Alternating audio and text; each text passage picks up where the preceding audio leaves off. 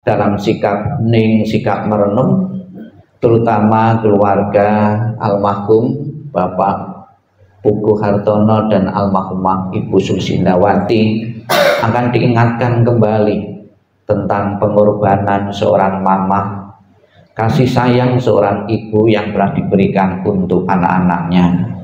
Dengan selalu mengenang, mengingat pengorbanan dan kasih sayang seorang mama, semoga dalam benak masing-masing putra-putri beliau akan selalu terpatri tentang pengorbanan seorang mama, seorang ibu, dan bertekad dalam kehidupannya menjaga nama baik keluarga sebagai bentuk bakti dan balasan atas kebaikan-kebaikan yang telah diberikan orang tua untuk mereka. Sikap ning, sikap merenung, sikap meditasi dimulai. Inilah yang disabdakan oleh Sang Buddha. Kebaikan untuk melupakan semua kesakitan begitu anak telah lahir. Pada saat mamah akan melahirkan anak, kelima organ tubuh terbuka lebar, menyebabkan dia sangat letih dalam badan dan pikiran. Darah mengalir laksana seekor domba yang disembelih. Tetapi ketika mendengar anaknya terlahir sehat, dia dipenuhi dengan kegembiraan yang melimpah. Tetapi sesudah kegembiraan, kesedihan datang kembali, dan rasa sakit kembali mengaduk-aduk bagian dalam tubuhnya. Kebaikan kedua orang tua sangat besar dan dalam. Penjagaan dan pengabdiannya tidak pernah berhenti, tidak pernah beristirahat. Seorang mamah senantiasa menyimpan yang manis untuk anak, dan tanpa mengeluh menelan yang pahit bagi dirinya. Cintanya amat besar dan emosinya sukar tertahankan. Kebaikannya adalah mendalam dan begitu juga kasihnya. Hanya menginginkan anak mendapat cukup makanan. Seorang mamah yang kasih tidak membicarakan kelaparan sendiri. Seorang mamah rela berada di tempat yang basah, agar demikian anak dapat berada di tempat yang kering. Dengan kedua payudaranya dia memuaskan rasa lapar dan haus sang anak. Menutupi dengan kainnya, dia melindungi anak dari angin dan dingin. Dalam kebaikannya, kepala ibu jarang lega di atas bantal, dan bahkan ia melakukannya dengan gembira selama anak dapat merasa senang. Seorang mamah yang baik tidak mencari penghiburan bagi dirinya. Seorang mamah yang baik adalah bagaikan bumi yang besar, ayah yang tegar laksana langit yang mengasihi. Yang satu melindungi dari atas, yang lain menunjang dari bawah. Kebahagiaan orang tua adalah sedemikian rupa, sehingga mereka tidak membenci atau marah terhadap anaknya, dan tetap menyukainya sekalipun anak terlahir lumpuh. Sesudah mamah mengandung anak dalam kandungannya dan melahirkannya, orang tua bersama-sama memelihara dan melindunginya sampai akhir hayatnya. Sabi sata bawantu sukitata, semoga semua makhluk hidup berbahagia dan sejahtera. Sikap ning, sikap merenung selesai. Sadu, sadu, sadu. Terimalah salam di dalam Dharma. Namo Sang Hyang Adi Budaya, Namo Buddhaya. Namo Buddhaya. Cuplikan suta atau khotbah Sang Buddha yang diberi judul Sutra Bakti Seorang Anak dan Kesulitan untuk Membalasnya Kebaikan Seorang Mama, Seorang Ibu yang pernah diberikan untuk anak-anaknya. Sutra ini atau khotbah ini pernah dibaca di saat kami awal-awal memasuki kehidupan biku, ya.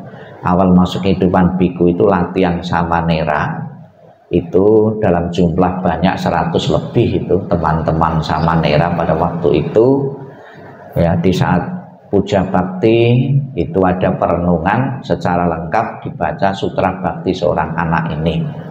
Tidak ada satupun mereka yang mendengarkan itu tidak menangis ya. Mereka do menangis, kemudian diiringi gitar ya, jadi untuk membuat suasana sendu ya, sedih, itu di saat membaca itu diiringi dengan gitar. Karena begitu banyak manfaatnya sutra ini ya, Sang Buddha mengatakan, apabila engkau ingin membalas kebaikan orang tuamu ya, tulislah khotbah ini untuk mereka, kumandangkanlah khotbah ini untuk mereka. Jadi Sang Buddha berharap mereka-mereka yang mendengar itu juga bisa menceritakan atau bisa membaca dari khotbah yang diberikan Buddha ini. Maka disarankan oleh Buddha, kumandangkanlah khotbah ini untuk mereka, agar di dalam diri anak-anak yang pernah dilahirkan dari seorang ibu itu mengingat tentang kebaikan-kebaikan, tentang pengorbanan-pengorbanan dari seorang ibu, seorang mama. Saya sendiri secara pribadi saya masih punya orang tua satu, seorang ibu ya, umur 93 tahun ya. Di saat saya membaca di setiap acara-acara kematian pun saya terus langsung ingat orang tua saya sudah umur 93 tahun. Jadi kesempatan saya masih bersyukur mempunyai kesempatan orang tua masih umur 93 tahun. Maka di tengah-tengah pelayanan-pelayan saya pun juga sering menengok orang tua di rumah ya, dengan satu tujuan ya, mumpung masih hidup ya, mumpung masih bisa makan, kita pun juga ngasih makan orang tua. Alangkah bahagianya kita mengabdi orang tua, memberi makan orang tua dengan tangan kita sendiri ya. Itu di saat meninggal orang tua kita ya, bukan berarti kesempatan untuk menyatakan bakti itu sudah terputus.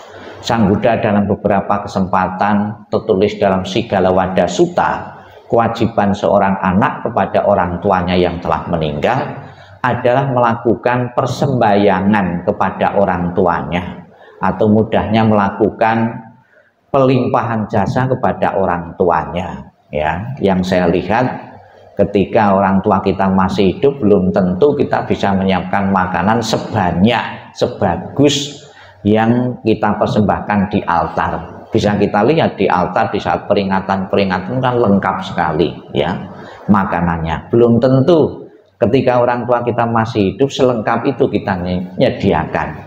Namun tentunya nilai manfaatnya ya itu lebih bermanfaat dikala masih hidup. Namun bukan berarti makanan yang dipersembahkan di depan altar tidak ada manfaatnya, tetap ada manfaatnya. Sekalipun saya juga sering menceritakan lebih maksimal ketika orang tua kita masih hidup ya. Itu Bapak Ibu sekalian yang saya hormati, peringatan-peringatan kematian sebagai bentuk bakti dan hormat kepada yang telah meninggal adalah tradisi dari agama Buddha maupun dari tradisi-tradisi yang lain. Ada yang mengkaitkan memberikan penghormatan kepada orang yang telah meninggal, bakti kepada orang yang telah meninggal itu bisa mendatangkan rezeki dan kemudahan-kemudahan hidup.